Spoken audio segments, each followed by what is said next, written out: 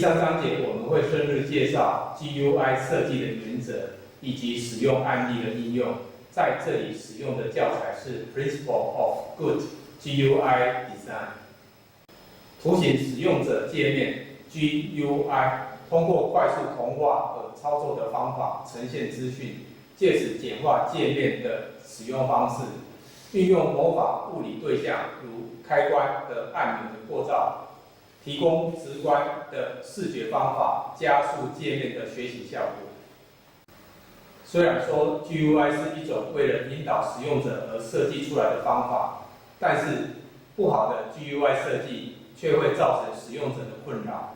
如果 GUI 以违反直觉的方式，例如表单内容随意排列或做出平常执行的操作步骤，但却需要执行几个其他意外的步骤，那么使用者就必须花费大量的时间来学习如何使用程序。而良好的 GUI 设计不需要使用者花大量的时间去熟悉执行操作所需的步骤。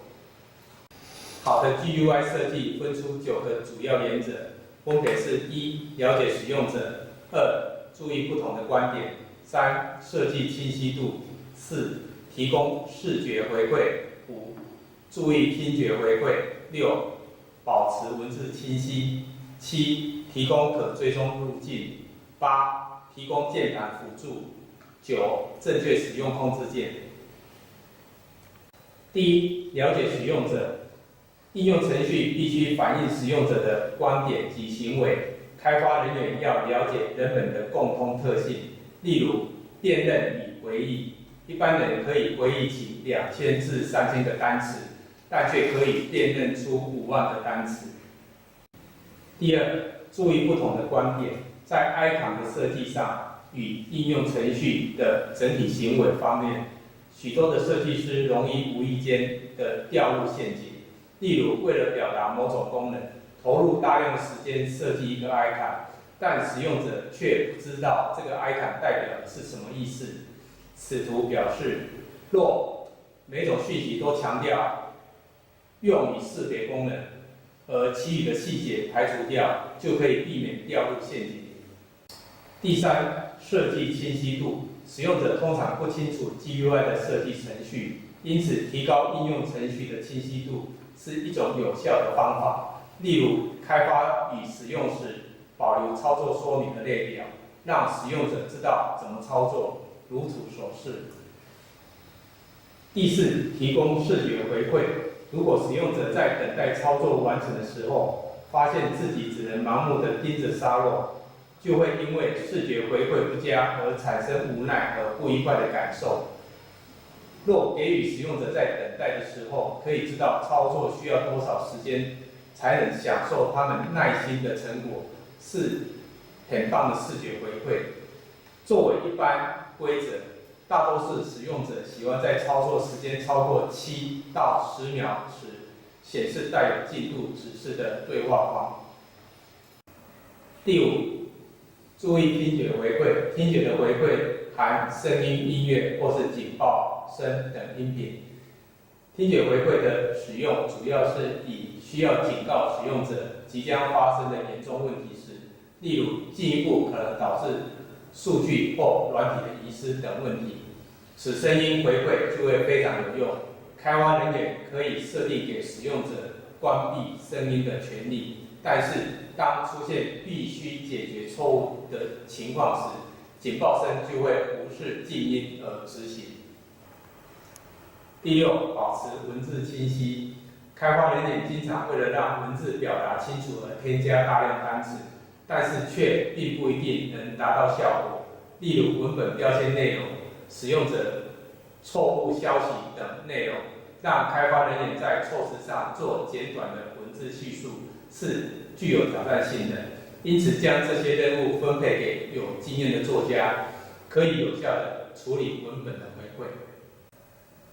第七，提供可追踪路径。如果使用者曾经说过类似的话，我不知道是怎么达到这个视窗的，然后我现在不知道如何离开，那就是开发人员没有提供可追溯的路径，让使用者可以回忆起来。必须确定有可以展开表单结果的区域，在每个对话框中提供描述性标题栏，例如按下了哪些表单项或按钮，可以引导使用者到现在的视窗。第八，提供键盘辅助。随着 GUI 应用程式的引入，使用者以滑鼠作为主要互动的设备。对于打字员或频繁使用应用程序的使用者，滑鼠可能变得耗时，而且效率差。对于习惯使用键盘的使用者来说，快捷键的操作会更方便他们使用。但当然，还是有以滑鼠为主来操作的使用者，所以开发人员需同时提供良好的键盘和滑鼠辅助功能。第九，正确使用控制键。控制键是让使用者与应用程序交互的视觉化元素。GUI 设计人员从选择中面临着无穷无尽的控制阵列，每个新的控制键功能都带来预期的行为和特征。为每个使用者的任务选择适当的控制键，可以降低错误率，并提高使用者的满意度。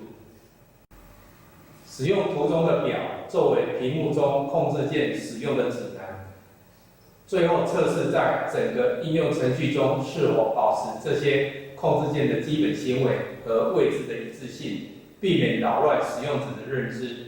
以上就是10种 GUI 设计应用上的介绍和提醒。